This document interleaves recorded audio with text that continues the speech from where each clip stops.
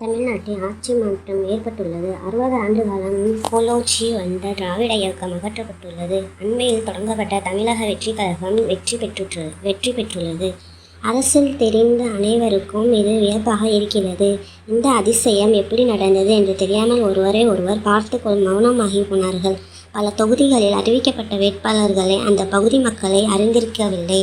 ஆனால் வெற்றி பெற்றுவிட்டார்கள். தமிழகத்தில் பல மாவட்டங்களுக்கு அதன் தலைவர் பரப்புரைக்கே செல்லவும் முடியவில்லை. ஆனாலும் 4 முனை போட்டியில் 108 இடங்களை பெற்று முதலிடத்தை பிடித்துவிட்டது. வாக்காளர்களுக்கு பணம் கொடுத்த கட்சிகளையும் பின்னுக்கு தள்ளிவிட்டது. ஆட்சியை பிடிக்க இன்னும் 10 இடங்கள் தேவை என்று ஆளுநர் கூறியபோது மக்களின் அனுதாபமும் ஆதரவும் இருமடங்கானது. காங்கிரஸ், இடதுசாரி கட்சிகள் மற்றும் விடுதலை சிறுத்தைகள், இந்திய யூனியன் முஸ்லீம் லீக் ஆதரவளித்து இந்த இடைவெளியை இட்டு நிரப்பியது. கடந்த 10/5/2026 அன்று சென்னை ஜவஹர்லால் நேரு விளையாட்டரங்கில் 9 அமைச்சர்களுடன் ஜோசப் விஜய் முதலமைச்சராக பதவியேற்றார். அதுவரை ஒவ்வொரு நாளும் அரசியல் நகர்வுகள் திகில் படம் பார்ப்பது போல் இருந்தது. மக்கள் ஒரு மாற்றத்தை விரும்பினார்கள் என்று கூறப்படுகிறது. உலகம் ஒவ்வொரு வினாடியும் மாறிக்கொண்டே இருக்கிறது. மனிதர்களும் மாறிக்கொண்டே இருக்கின்றனர். இந்த மாற்றங்களை உலகத்தை இயக்கிக் கொண்டிருக்கிறது. இந்த மாற்றம் இல்லை என்றால் உலகம் அழிந்து போகும் என்று அறிவியல் கூறுகிறது. அதுபோலவே மக்களாட்சியில் மாற்றமும் அமைகிறது. புதிய தலைமுறை இந்த மாற்றத்தை விரும்புகிறது என்றார்கள். கடந்த தலைமுறை போலவே இந்த தலைமுறையும் சிந்திக்க வேண்டிய அவசியம் இல்லை. ஆனால் அரசியல் அறிவுடன் சிந்திக்க வேண்டும், செயல்பட வேண்டும். கவர்ச்சிக்கு இடம் கொடுக்காமல் கவனமாக சிந்திக்க வேண்டும். இந்த நிலையில்தான் இப்போது தமிழ்நாட்டில் புதிய ஆட்சி மலர்ந்திருக்கிறது. முதல்வர் ஜோசப் விஜய் எதிர்க்கட்சி தலைவர்களை பார்த்து வாழ்த்து பெற்றார். இது பண்பாட்டின் அடையாளம், அரசியல் நாகரிகத்தின் தொடர்ச்சி. மக்களாட்சி என்பது மக்களுக்காக மக்களே ஆட்சி செய்வதே ஆகும். வெற்றியும் தோல்வியும் வீரனுக்கு அழகு என்பது அனுபவ பழமொழி. வெற்றி தரும் படிப்பினை விட தோல்வி தரும் படிப்பினை மனித வரலாற்றை மாற்றி அமைக்கும் என்பார்கள். இதனால் தோல்வியடைந்த அரசியல் கட்சிகள் துவண்டு போகாமல் தங்கள் தோல்விக்கான காரணங்களை ஆராய்ந்து பார்க்க வேண்டும். இந்த ஆய்வு அதற்கானதே என்று எண்ண வேண்டும். ஆளும் கட்சியாக இருந்த திமுக கல்வி, மருத்துவம், பெண் உரிமை, நூலகம் முதலிய தளங்களில் சாதனைகள் செய்திருப்பதை மறுப்பதற்கில்லை. பொதுவாக நகரங்களை முன்னேறிய அளவுக்கு கிராமங்கள் கவனிக்கப்படவில்லை என்பதும் உண்மையே. 4 வழிச்சாலை 6 வழிச்சாலை அமைப்பதற்காக கிராமங்களும் விவசாய நிலங்களும் பாசன ஆறுகளும் முடக்கப்பட்டன. மணல் கொள்ளை, கல்குவாரி ஆகியவற்றை ஆளும் கட்சியினரிடமிருந்து மீட்ட முடியவில்லை என்ற குற்றச்சாட்டு பல காலமாக இருந்தது. காஞ்சிபுரம் மாவட்டம் பரந்தூர் மற்றும் சுற்றியுள்ள 13 கிராமங்களையும் சேர்ந்த 4791 ஏக்கர் பரப்பு நிலங்களை பசுமை வழி விமான நிலையம் என்று மத்திய மாநில அரசுகள் ஆக்கிரமித்தன.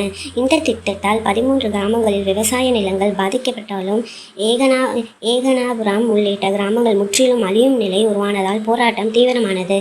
சுமார் 2 ஆண்டுகளாக இந்த பகுதி மக்கள் பல்வேறு போராட்டங்களை நடத்தி தூக்கத்தை தொலைத்தனர். 2 ஆண்டுகளாக காவிரி டெல்டா மாவட்டங்களில் ஆறு, ஏரி, குளம், குட்டைகள் ஒழுங்காக தூர்வாரப்படவில்லை. அறுவடை செய்யப்பட்ட நெல் மூட்டைகளை அடுக்கி வைப்பதற்கு போதிய கிடங்குகள் கட்டப்படவில்லை. மக்களாட்சியின் வரலாறு எங்கிருந்து தொடங்குகிறது? இங்கு வரலாறு என்பதே மன்னர்களின் வரலாறாகவே இருக்கிறது. மக்களின் வரலாறுகள் எழுதப்படவில்லை. மன்னன் உயர்த்தே மலர்தலை உலகம் என்பது புலவர் வாக்கு. மன்னர்கள் உயிராகவும் மக்கள் உடலாகவும் கருதிய காலம் அது. அந்த காலத்தில் அரசனை தெய்வமாகவே மக்கள் கருதினர். குடிமக்களின் கருத்தறிந்து அரசர்களும் ஆட்சி செய்தனர். இந்த நிலை கொஞ்சம் கொஞ்சமாக மாறியது. மன்னர்கள் தங்கள் விருப்பத்திற்கு ஆட்சி செய்ய ஆரம்பித்தனர்.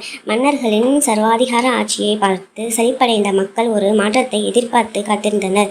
அந்த நாளும் வந்தது.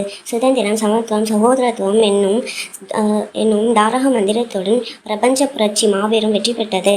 அந்த புரட்சியின் காரணகர்த்தாக்களாக இருந்த வால்டேர், ரூசோ புதிய மக்களாட்சிக்கு வித்திட்டனர்.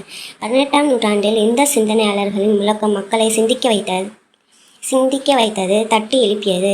இதன் தொடர்ச்சியாக இந்தியா 200 ஆண்டுகள் பிரிட்டிஷ் ஆட்சியின் கீழ் இருந்தது. வணிகம் செய்ய வந்தவர்கள் ஆட்சியாளர்களாக மாறினர். இவர்களை பூலித்தேவன், வீரபாண்டிய கட்டபொம்மன், மருது பாண்டியர்கள், வேலு நாச்சியார் எதிர்த்து போராடி தூக்கு மேடைக்கு ஏறினர். இறுதியாக மகாத்மா காந்தி தலைமையில் சுதந்திர போராட்டம் தொடங்கியது. மக்களும் விடுதலை உணர்வு மேலிட்டு தங்கள் உடல், பொருள், ஆவி அர்ப்பணித்தனர். அந்த வீரஞ்செறிந்த போராட்டத்தின் முடிவில் நாட்டுக்கு விடுதலையும் கிடைத்தது. மாறிவிட்டது. சுதந்திரம் பெற்ற நாட்டில் மக்களாட்சி முறை கேள்விக்குறியை நோக்கி போய்கொண்டிருந்தது. மக்களாட்சி என்பது மக்களுக்கான ஆட்சியாக இல்லாமல் ஆளும் கட்சியின் ஆட்சியாக மாறிக்கொண்டிருக்கிறது. அரசியல் என்பதும் அர்ப்பணிப்புக்காக இல்லாமல் தொழிலாகவே மாறிக்கொண்டிருக்கிறது. அன்று வணிகம் செய்ய வந்தவர்கள் ஆட்சி செய்ய ஆரம்பித்தனர். இன்று ஆட்சி செய்ய வந்தவர்கள் வணிகம் செய்ய ஆரம்பித்து விட்டனர். இதுதான் தற்போதைய வித்தியாசம். மக்களாட்சி என்பது மக்களுக்காக தொண்டு செய்வது என்பது மாறி எப்படியாவது ஆட்சியை பிடித்துவிட வேண்டும் என்பதே கொள்கையாகிவிட்டது. மக்களுக்கு தொண்டு செய்து